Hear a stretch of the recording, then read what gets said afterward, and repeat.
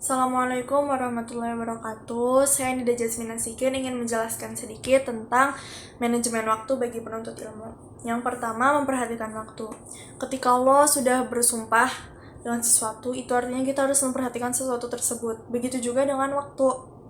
Kita harus memperhatikan waktu kita selama kita hidup ini untuk melakukan hal-hal yang tidak sia-sia.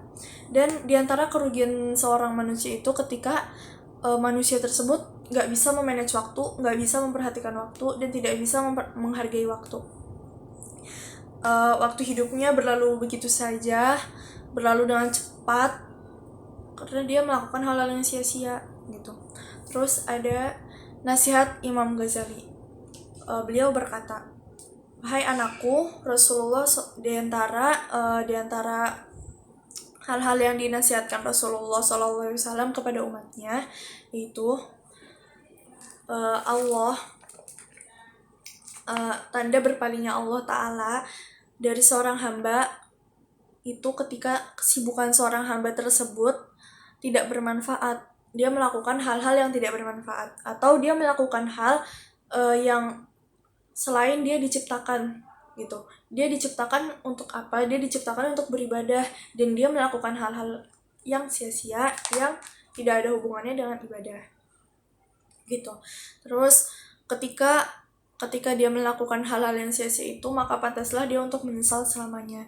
Dan ketika ada orang usianya tuh udah 40 tahun gitu, atau lebih dari 40 tahun, tapi amal kebaikannya tidak bisa menutupi amal keburukannya, atau amal keburukannya itu lebih banyak daripada amal kebaikannya, maka pantaslah dia bersiap-siap menuju neraka.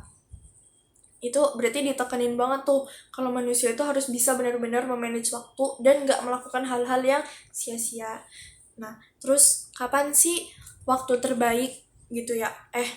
Kapan sih waktu manusia untuk menuntut ilmu? Itu dari dia dalam buayan ibu sampai dia masuk ke liang kubur. Itu artinya dari dia kecil sampai dia tua pun dia harus menuntut ilmu. Dan waktu terakhir dalam menuntut ilmu tuh yaitu pas dia meninggal.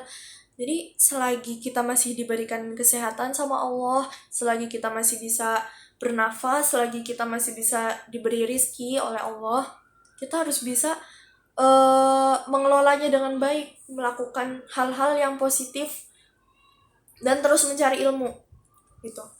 Terus kapan sih waktu terbaik manusia untuk mencari ilmu gitu? Itu tuh pada saat remaja, karena pada saat itu pikiran, otak gitu, dan diri kita tuh dalam kondisi kuat.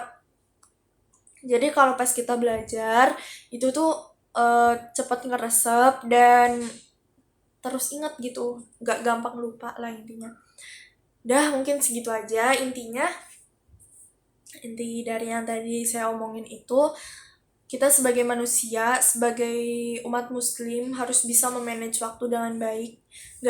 Jangan sampai kita terlena, dan jangan sampai kita menyesal suatu hari nanti karena kita nggak bisa melakukan hal yang positif di masa muda kita.